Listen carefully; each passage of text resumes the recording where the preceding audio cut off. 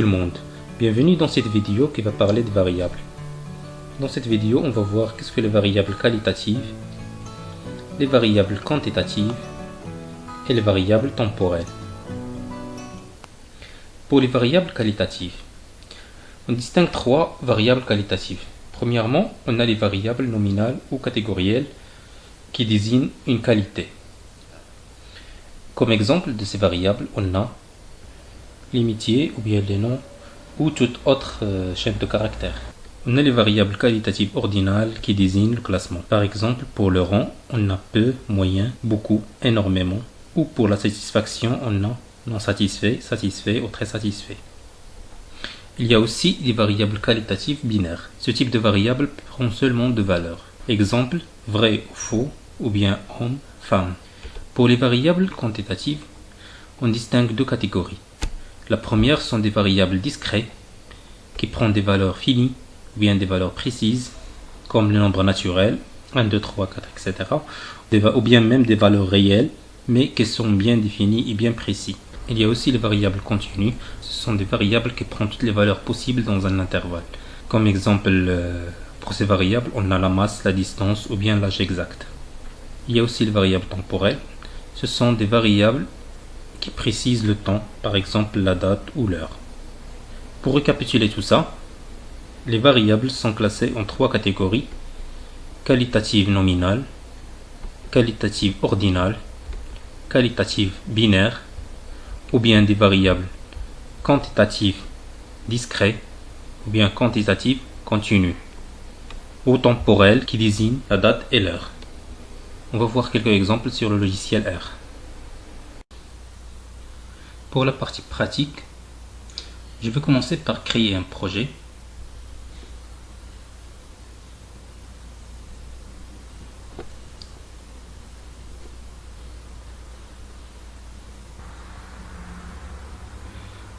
Que je vais le nommer variable.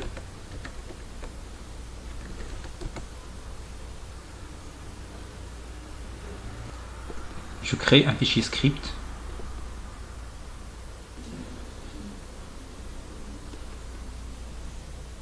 Je place mon fichier CSV dans le dossier variable.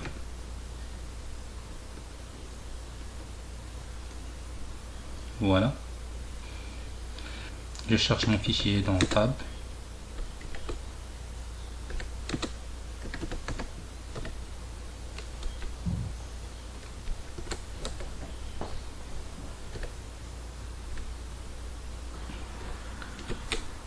Voilà. Ah oui, j'ai besoin des...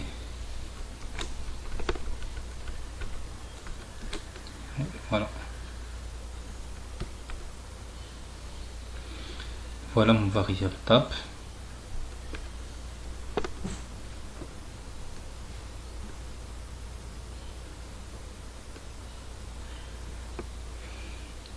Je fais la commande name.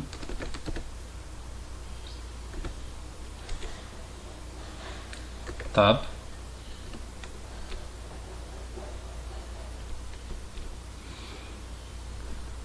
Voici les variables que j'ai. J'ai valeur 1, year, age, name, movie, gender.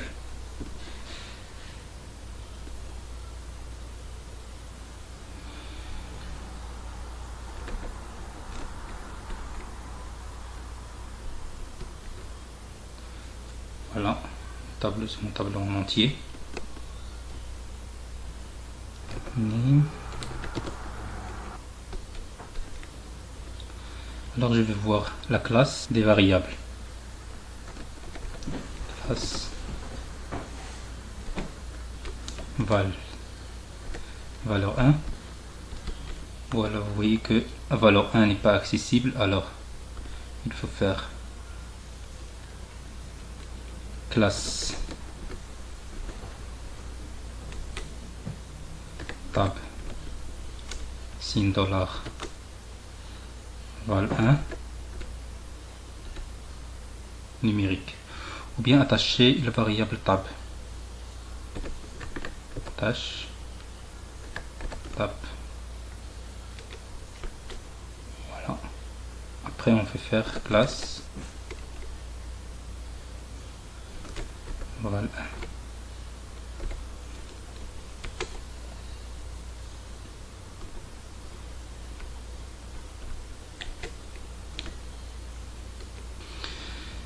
Maintenant, on a val 1 avec V minuscule qui est numérique.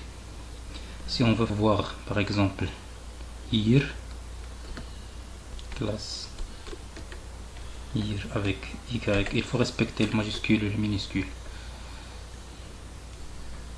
Year, un entier, on va voir âge.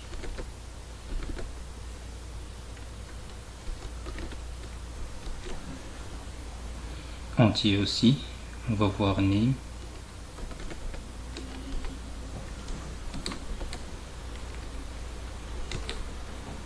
Caractère,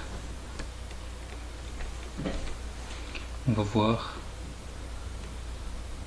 gender.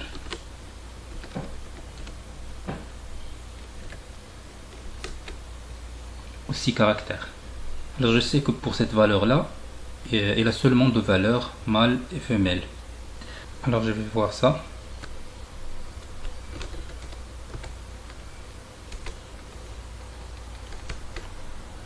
Voilà, gender il contient seulement femelle et mâle. Alors je vais transformer la nature de cette variable gender. Je vais faire facteur gender. Voilà, il m'a donné ici femelle mâle avec deux levels, avec deux niveaux, femelle et mâle.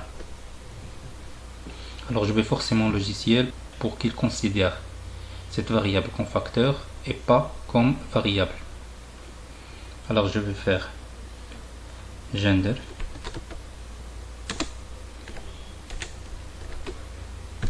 recevoir as factor gender.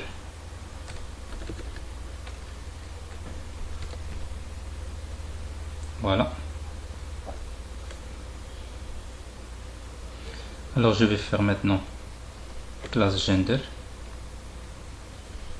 Vous voyez ici que la classe est devenue facteur. Si je fais par exemple maintenant summary gender, il va donner que j'ai 89 femelles et 88 mâles, variable mâle. Et si je fais par exemple summary de tab,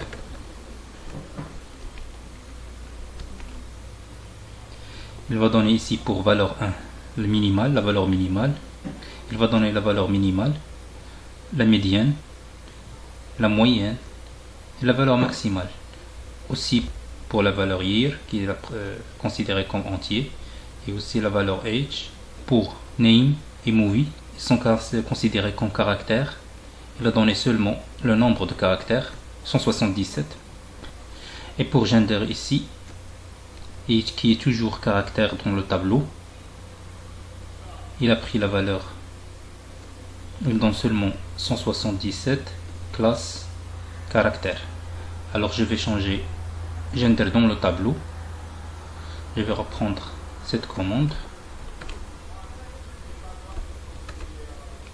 avec tab ici $.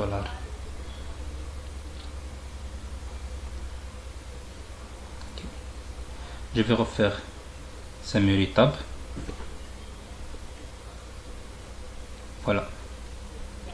Maintenant, vous voyez pour gender dans le tableau, après qu'il l'a considéré comme facteur, il a donné exactement le nombre des femelles et le nombre des mâles. Dans le tableau, on a 89 femelles et 88 mâles. Merci pour votre attention. J'espère que vous avez appris quelque chose avec moi aujourd'hui et à la prochaine vidéo, Inch'Allah.